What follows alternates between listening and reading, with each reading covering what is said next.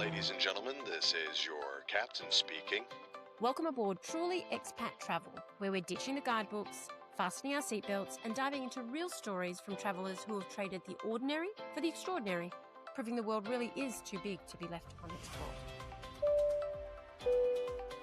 Cabin crew, be seated and ready for takeoff. Today's episode, I'll be chatting to Kristen about a destination I've not been to, so I'm really excited to hear all about it. It is on top of my bucket list destinations. But first of all, let's find out who you are, where you've come from, and how did you get to this destination, which I'll let you uncover for the audience. So welcome. Sure. Thank you. I'm happy to be here. So, hi, my name is Kristen Montgomery, and I am an international teacher. I'm originally from the US, and I've been kind of teaching and traveling around the world for most of my adult life, I guess, after I graduated. I am here to talk about Madrid, where I'm currently living. And I actually lived in Madrid for a year, almost 20 years ago, right after I graduated from college. There is a pretty famous assistantship program that they have here. So if you're a native English speaker from a few different countries, you can come over for a year and work in a school as an English assistant. And so I did that program and loved it. It was wonderful. It was a really great time in my life to be here and explore Madrid. And then I eventually became a teacher and taught in, it was Switzerland, Singapore, Colombia, Germany, the US, and now I'm here in Madrid doing a master's degree in teaching Spanish. Oh, wow. That is super interesting. So do you need to speak the language to be able to get around there? Because obviously you're fluent in the language. Yeah. In Spain, I would say it's one of those countries where it definitely helps. There's maybe not a great reputation for speaking English.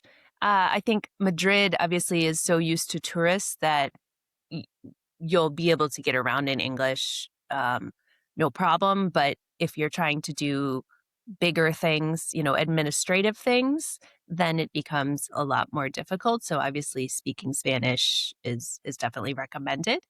I would say, if we're looking at the level of English compared to like Germany or Scandinavian countries, it's definitely much, much lower here. That makes sense. And is it hard to get around? I mean, do you need to have a car or is public transport okay in Madrid? So Madrid is definitely a walking city. It's all about walking. You do not need a car. I would definitely not recommend a car. Even the day trips that you can go to have great public transportation. So if you're going to base yourself in Madrid, there's really no need for a car. The public transportation here is very, very good. There are buses. There's a very reliable and quick metro system also. But if you're right in the main center of the city, there are a lot of spots where, it's just old and the streets are small and narrow. And so walking is usually just the best option. Okay, that's good to know. And if someone asked you, what is Madrid famous for, what would you say? So Madrid, this is always a hard question that I think of when I try to really compare Madrid to other European capital cities, for example. I would say Madrid is all about the vibe, and it's really about la movida, which is kind of this concept that happened after the fall of the dictatorship in the 70s. And it's called la movida, which is like the movement, the I guess the vibe of people moving and living and being out in the streets. And so it's a place where there are a lot of great things to see, but it's really more about being here and living life and enjoying the food and enjoying the sunshine and and that kind of thing, compared to some other cities where you really go to see the specific attractions. That being said, things that you want to see, it's the capital of Spain. It's the biggest city. So it's very much the business heart of Spain. The Prado Art Museum is one of the best in the world. Has all kinds of art and sculptures. Probably the best Spanish art museum for sure. Retiro Park is a giant green space in the middle of Madrid. And that's a great place to go to people watch, and you can rent a little boat, and there's just lots going on there. They even have flamenco performances. It's a place where it's like you're still discovering all these little corners of this park. If just not touching on that, is that the best place or area to stay if you're coming to visit near the park? Let's see. So where would I recommend to stay? Probably not. The problem with transportation by Retiro Park is that there's no transportation that goes through it or metro lines that go under it. So it kind of separates the city. So most of what you're looking at would be on the other side. So I would probably recommend to stay closer to the center. Or kind of by Recoletos, which is like a little bit in between the center, but would have good public transportation connections there. Okay. Yeah. And when would be the best time to visit? So the best time to visit would be spring or fall. Summer is very, very hot. So hot that things kind of shut down and the time changes a bit, in the sense that, in the late afternoon when it's the hottest, people are not out. They're home escaping the heat. Winter is pretty chilly compared to some other parts of Spain. I mean, still nothing terrible. I'm from the northern U.S., and so it's wonderful for me. It's balmy. I can't ever complain. But it's not as good, obviously, in winter. Although the exception to that would be if you come at Christmas. I would highly recommend coming at Christmas time if you want to see Christmas lights, because the whole city is decked out in beautiful Christmas lights, and there are a lot of special events. Like at El Corte Inglés is the major department store, and they always have some amazing displays on their building for children and all sorts of other events. And is there festivals through the year? So there's a month that you should go for a particular festival? There are lots and lots of festivals. Some are very interesting. For example, there was one that was a festival to celebrate nomadic peoples that were like shepherds and goat herders. Oh, okay. So they had a whole flock of sheep in the fall marching through the city. So that was very interesting. That's something I expected. Other festivals, Semana Santa, so Holy Week around Easter, there are big festivities. And what else? Yeah, I mean, lots of, like, every national or international festival day. There were some things for Carnival recently. And in May, there'll be another big festival. Do they have a national day?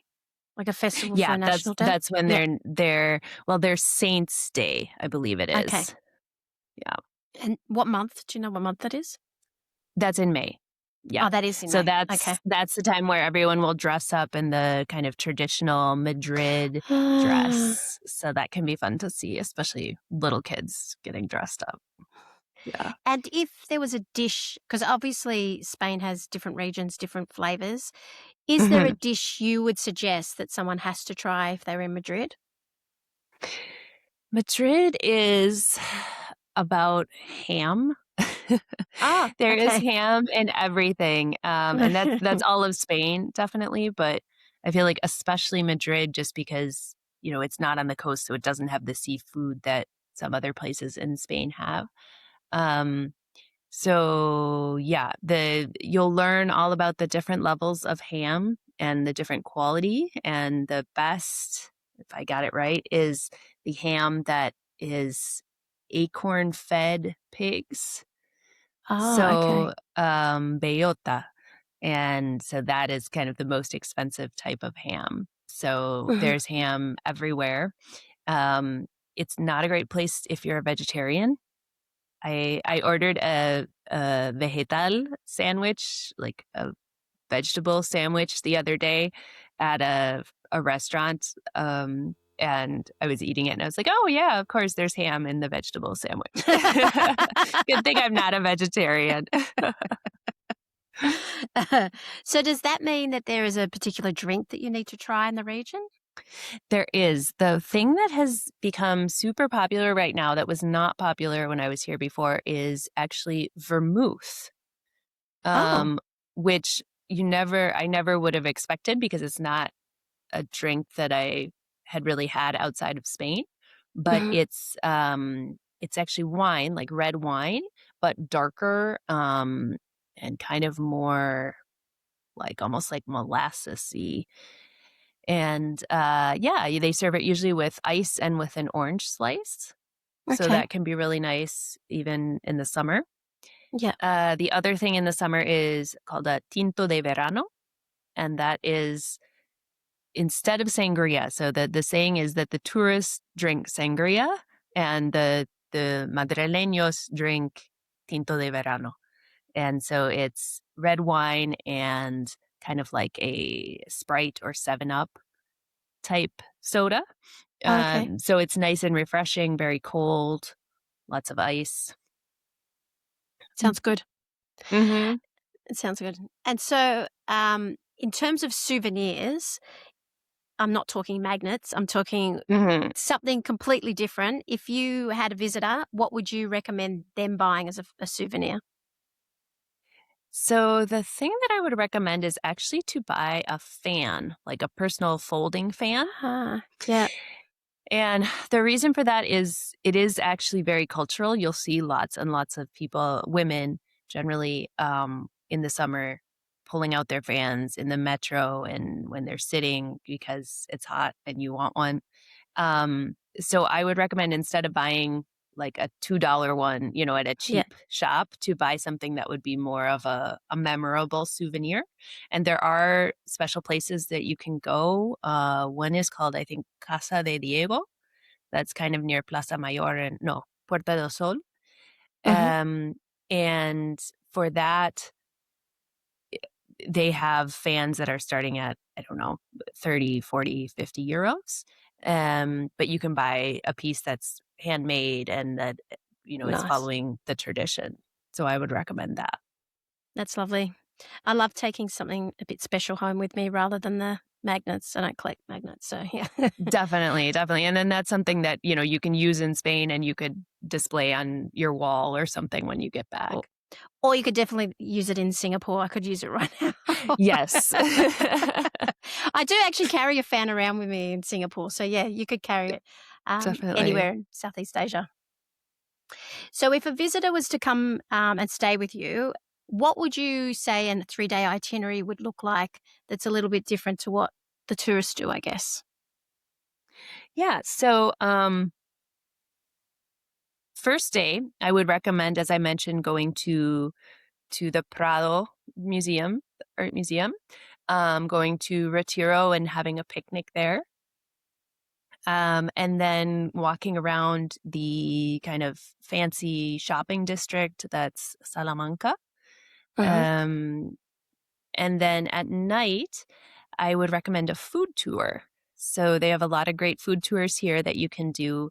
And I always love a food tour because it's like you get a little bit of the history, but you also get the food. It's a great chance to Mm. really interact with the people that are working at the restaurants. And then if you're in a tour group, especially like I usually travel solo, it's a great chance to chat with other people that are in your Mm. tourist group too.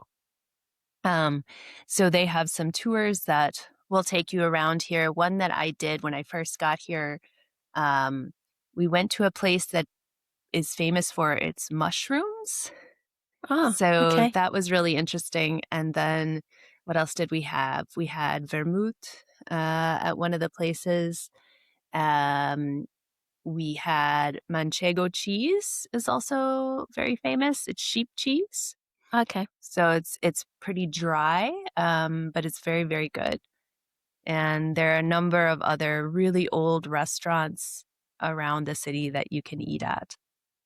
Nice. Do you have many Michelin star? I'm getting off track here. I don't know. I've never eaten at a Michelin star, to be honest. I know there Yeah. are, Okay. but I'm not sure. One thing that would be a tip is places in Madrid that have been in business for over 100 years have a little plaque on the ground outside their door, a little gold plaque. And so if you walk around, you can look for these places and it's not always 100% sure that it's going to be a great place, but if they've been in business for over 100 years, they're probably doing something right. So that's a good clue. And it's not just restaurants, it's also like pharmacies or different clothing stores. Yeah, so it's That's a kind of good a tip. fun thing to look for. Yeah, that's a really good tip. And so what would you do on day 2? So day 2, I would go to Ventas, which is a little bit farther out. I mean, not far, you just take the metro, but not right in the tourist center. Mhm. And it is the bull ring that is very famous here. Okay. And they still do bullfights, and obviously that's controversial, and the popularity has decreased. Yeah. But in Madrid, it's definitely still, I guess, more popular. Mhm. But I wouldn't necessarily recommend seeing a bullfight, but the building itself, the bull ring, is beautiful. It's a neo-mudéjar architecture, I believe, which is kind of the new style of what the Moors had built when the Muslims were in Spain hundreds of years ago. And so it's like this brick style, and there's a museum there too, so you can kind of learn about the history of bullfighting. Oh, okay. So could you do a tour inside the You bull can. ring? Yeah, Okay. you can. Mhm. I guess as long as there's no bullfights going on. Yeah. And those are usually, there's a certain season. I think it starts in the spring, but I can't remember.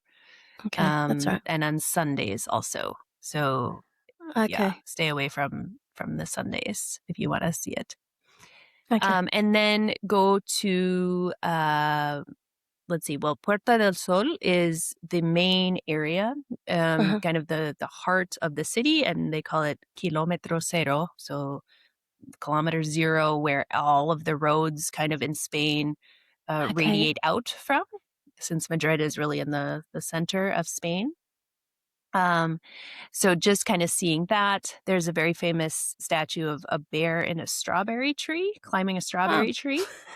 For whatever reason, that's kind of become the symbol of Madrid there. And at New Year's, that is the place where everyone gathers for celebration, and the kind of the clock ticks down. And actually, people eat 12 grapes is the tradition at New Year's. So as the clock chimes 12, you eat one grape for every second of the clock. Oh, wow. Yeah. Okay, that's something new.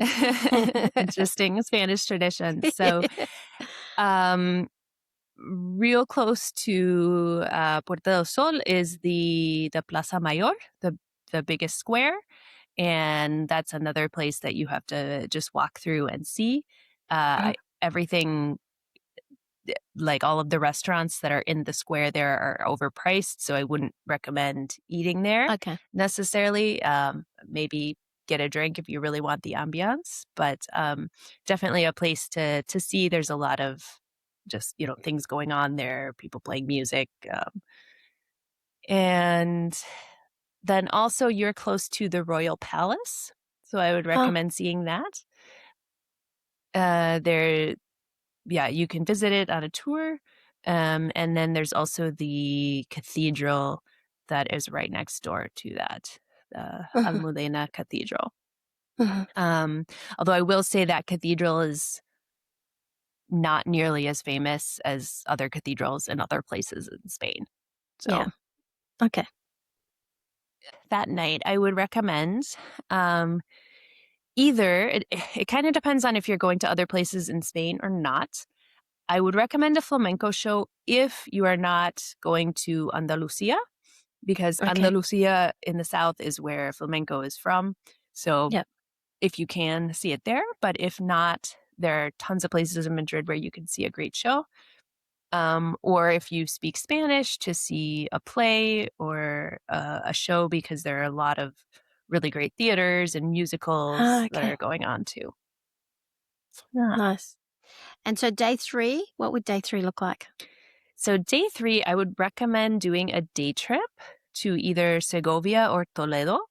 Uh-huh. And these cities are both pretty close. They're about an hour by public transportation by the time you get on the train and walk.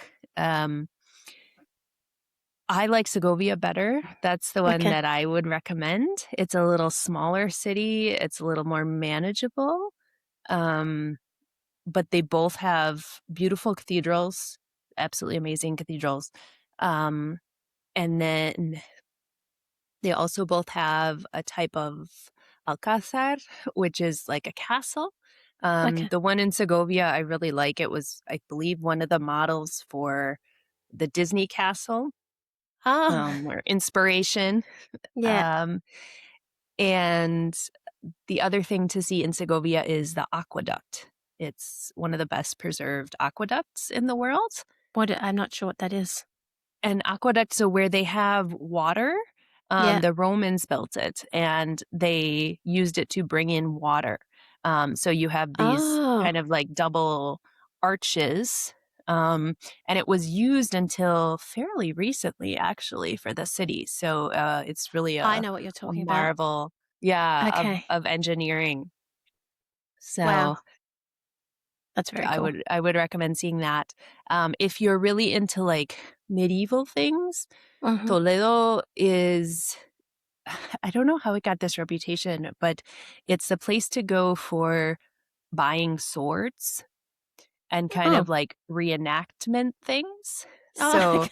yeah, if you're into that, like that would be a place to buy a sword or like a knife that's been like professionally handcrafted.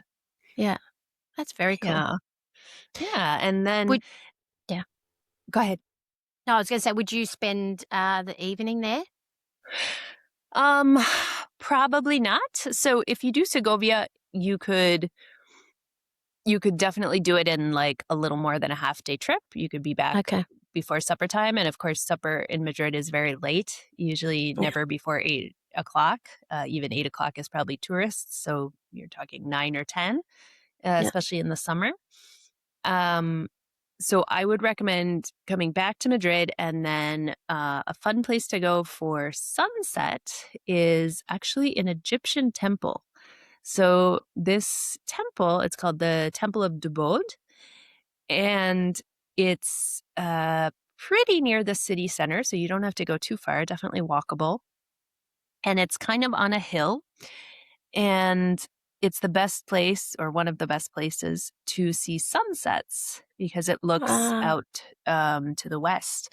And so it's actually this temple that the Spanish government kind of helped with some projects, restoration projects, decades ago in Egypt, and then kind of got this temple as a thank you. So uh, there's a full real Egyptian temple that they brought back to Spain and Oh, wow. reconstructed from from what had been kind of destroyed. It was all just different pieces in Egypt. So it looks a little bit out of place in Madrid, but it's on this park that's up on a hill. And so Yeah. you can see that. And then everybody kind of comes there to watch the sunset. I was there the other day and there were so many people there, just playing music and hanging out and Ah. enjoying the sunset. So that's a good place to go. I was going to ask you because I was in Poland last week or the week before last, and I noticed even in winter, it's so busy. Like like everyone's eating and stuff. Is it like that in Madrid, even in winter? Yes. Yes. It's always Okay. busy. People are always out in the streets. Um, People in Madrid really are about living life in the streets and enjoying the outdoors, even in winter when it's a bit chilly. Places will have heat lamps, but it's still popular to eat outside. And at any time, day or night in Madrid, there is stuff going on and you'll find people in the streets. It's So good to it's, know, because I think sometimes as a tourist, you don't really go in off season because you don't think there's going to be much around. But I find more and more Europe seems to be embracing any season. yeah. Yeah. And it's warm enough in Spain that, you know, I personally don't love eating outside in the winter, but many people are doing it. And just the fact that people are out and about all winter. I mean, I lived in Germany, and compared to Germany, where it was like everything shut down in the winter, um, and in general, just people, you would not be out on the streets. Whereas here, like you can go out on a Sunday night and the Oh, streets are packed. oh wow. It is Hmm. still. And so, what was your aha moment? Because I think everybody, when they first move to a place or before they move to a place and they visited it, they're like, okay, this feels like why I've moved here or why I want to move here. Yeah. I think, like I just said, it's really the nightlife. It's the movida. Um, if you go out, Friday or Saturday night and you walk around, it's like at 10 o'clock at night, you'll see families with children. Where I'm from, like you never have little kids out at 10 o'clock at night. Um, and so it's just kind of a different timeline. You are out at 1 o'clock and literally the restaurant is packed, and like the bars on the Yeah. square will be packed at 1 o'clock in the morning on a Saturday night. Um, there's so much that you can do. I feel like people just really enjoy life, enjoy chatting. One thing that I think has been a reminder that has been hard for me to adapt to is uh the space issue kind of. So it seems like Oh. the bars um the bars are very small, and it almost seems like the smaller the bar, the more popular it is. And so, you go in and you're sitting next to somebody that you don't know on both sides, and you can barely hear the person across from you. You're often sitting on little stools, like even at coffee shops. Um, I had to laugh the other day because I was at a little bit bigger place, this tea place that I like on the corner, and I was sitting at a nice table with a couple chairs, and this group of older people came in, and they sat at a table with these little stools, and they're in their 60s or 70s, and I was like, oh gosh, if you want to sit at my table, like please feel free. And they're like, oh no, that's nice of you, but no, we really like it here. So that's something that I think is very different culturally. And so the bars and the restaurants are small, or you just find like is it just the bars? I mean, more so the bars, but Mm. restaurants too. If you're in the center of any European city, it's quite different than Australia or the US, Yeah. in the sense that there's just not very much space. So yeah, something to get used to. But I think the other thing that's kind of cool about the bars is often people will spill out into the streets. So some Ah, of the yeah. places even have like a window so you can kind of order a drink from outside. Yeah. So That's very cool. that makes it kind of more popular, I guess. You can tell Yeah. where the good bars are because you'll see people spilling out into the streets. That's a very good tip. On that, do you have any tips for anybody thinking about coming to Madrid? Yeah. So, like I said, the heat is intense in the summer. So be ready for that. Drink lots of water and hat, sunscreen, obviously very, very important. Um, The other tip I would give is that Madrid, lots of parts of Spain, but especially Madrid, Barcelona, some of the bigger cities are experiencing a big housing crisis right now Okay, because yeah. they are accepting a lot of people, which is awesome. A lot of immigrants. And so people are coming in and they have higher salaries, a lot of like digital nomads and remote workers Yeah. from other European and North American countries. And they're coming in and they're paying a lot more than locals can afford for the housing. So that's been a really big issue, Uh, understandably. And a lot of locals are very upset.